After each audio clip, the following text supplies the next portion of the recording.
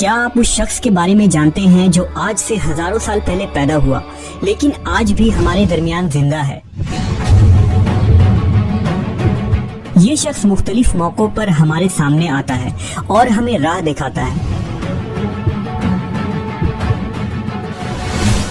یہ ویڈیو دنیا کے سب سے پر اسرار شخص کے متعلق ہے جن کے بارے میں ہر دور کے لوگ ہمیشہ تلاش میں رہے، جن کا نام خضر علیہ السلام ہے۔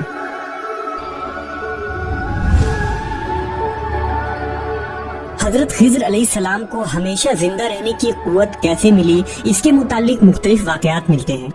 ابن عساکر نے تاریخ دمشق میں لکھا ہے کہ جب حضرت آدم علیہ السلام کی وفات کا وقت آیا تو آپ نے اپنے تمام لڑکوں کو جمع کر کے فرمایا، اے میرے بیٹو، بے شک اللہ تعالیٰ زمین والوں پر ایک بڑا عذاب نازل فرمانے والا ہے، تو میری وفات کے بعد میرے جسم کو غار میں رکھ دینا، یہاں تک کہ سکون پا جاؤں تو میرے جسم کو ملک شام میں دفن کر دینا۔ لہذا آپ کی وفات کے بعد حضرت آدم کا جسم مبارک آپ کے بیٹوں کے پاس رہا۔ جب اللہ نے نوح علیہ السلام کو مبعوث فرمایا تو انہوں نے حضرت آدم کے جسم کو اپنے پاس رکھا۔ جس وقت اللہ نے زمین پر طوفان بھیجا اور پوری زمین ایک زمانہ تک ڈوبی رہی، پھر طوفان ختم ہونے کے بعد حضرت نوح بابل شہر میں آ کر ٹھہرے اور اپنے تینوں بیٹوں شام، حام اور یافس کو وصیت کی کہ آدم علیہ السلام کے جسم مبارک کو اس غار سے لا کر شام میں دفن کر دو جہاں انہوں نے وصیت کی تھی۔ تو ان لڑکوں نے کہا، زمین وحشت ناک ہے، نہ کوئی اس زمین سے مانوس ہے اور نہ وہاں کا راستہ جانتا ہے۔ حضرت نوح نے کہا، حضرت آدم علیہ السلام نے اس شخص کے لیے جو ان کے جسم کو دفن کرے گا قیامت تک زندہ رہنے کی دعا کی ہے۔ پھر آپ کا جسم مبارک اسی طرح رہا یہاں تک کہ حضرت آدم کے ایک سلبی اولاد جن کا نام خضر تھا، انہوں نے آپ کے جسم مبارک کو دفن کیا۔ اللہ نے حضرت آدم کی دعا قبول فرمائی تو حضرت خضر علیہ السلام جب تک اللہ چاہے گا زندہ رہیں گے۔ حضرت خضر کی کنیت ابو العباس اور نام بلیہ تھا، ان کے والد کا نام ملکان تھا۔ حضرت خضر علیہ السلام کی یہ خصوصیت تھی کہ آپ جس جگہ بھی بیٹھتے تھے وہاں آپ کی برکت سے ہری ہری گھاس اگ جایا کرتی تھی، اس لیے لوگ آپ کو خضر کہتے تھے، جس کے معنی سبز چیز ہوتی ہے۔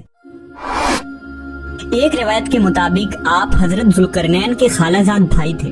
حضرت ذوالقرنین اللہ کے ایک نیک بادشاہ تھے جنہیں اللہ نے زمین کے بڑے حصے پر حکومت عطا فرمائی تھی۔ حضرت خضر حضرت ذوالقرنین کے وزیر تھے۔ کتابوں میں حضرت خضر علیہ السلام کی لمبی عمر اور موت نہ آنے کی وجہ یہ بھی لکھی گئی ہے کہ آپ نے آب حیات نامی ایک چشمے کا پانی پیا تھا۔ آب حیات کے بارے میں یہ بیان کی جاتی ہے کہ جو اسے پیے گا یا اس میں غسل کرے گا اسے کبھی موت نہ آئے گی۔ توریت کے باب یوحنا میں آب حیات کا ذکر یوں ملتا ہے، پھر اس نے مجھے بلور کی طرح چمکتا ہوا آب حیات کا ایک دریا دکھایا جو خدا کے تخت سے نکل کر اس شہر کے درمیان میں بہتا تھا اور دریا کے پار زندگی کا درخت تھا۔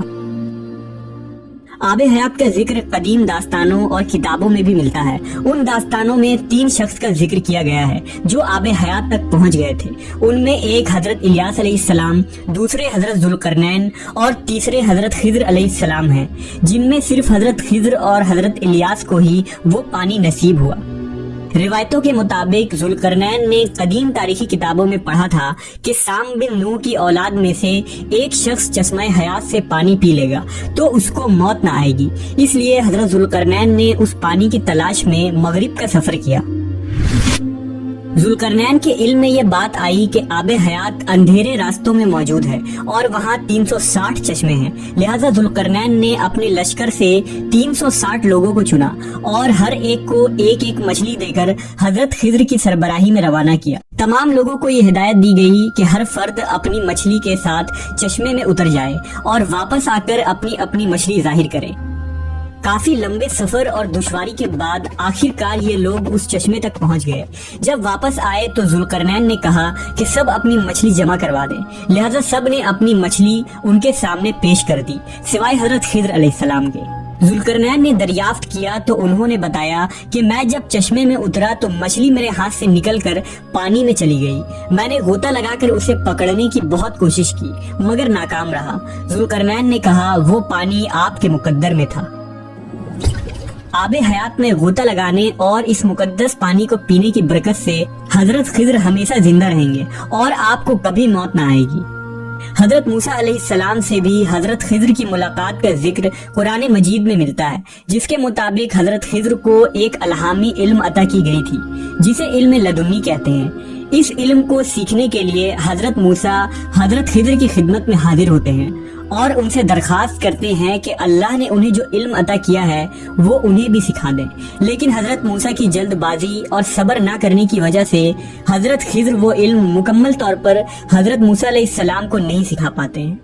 बाज़ उलमा ने इस वाक़े को दलील बनाकर हजरत खिज्र को नबी करार दिया है, क्योंकि एक पैगंबर को एक आम बंदा कोई इल्म नहीं सिखा सकता।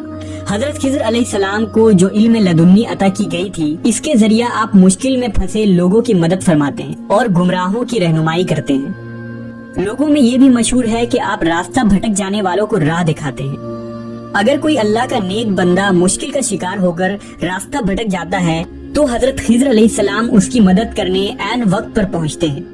रिवायतों के मुताबिक हजरत इलियास अलैहिस्सलाम की जिम्मेदारी समुंदर में लोगों की रहनुमाई करना है और हजरत खिज्र जमीन पर लोगों की रहनुमाई करते हैं। बाज़ रिवायतों के मुताबिक खिज्र अलैहिस्सलाम ने हजरत मोहम्मद सल्लल्लाहु अलैहि वसल्लम के हाथों पर भी बैत की है और मदीना में आप सल्लल्लाहु अलैहि वसल्लम से मुलाकात के लिए भी आया करते थे। इसके अलावा उमर बिन अब्दुल अजीज से भी हजरत खिज्र की मुलाकात साबित है। सही मुस्लिम की एक हदीस के मुताबिक जब दज्जाल मदीना के करीब एक जगह तक पहुंचेगा तो मदीना से एक शख्स उसके मुकाबले के लिए निकलेगा, जो उस वक्त का सबसे बेहतरीन शख्स होगा। ये शख्स हजरत खिज्र अलैहिस्सलाम होंगे। हजरत खिज्र और हजरत इलियास दोनों जिंदा हैं और हर साल हज के मौके पर मिलते हैं। सूफिया के नजदीक भी हजरत खिज्र का बहुत आला मकाम है। वो खिज्र अलैहिस्सलाम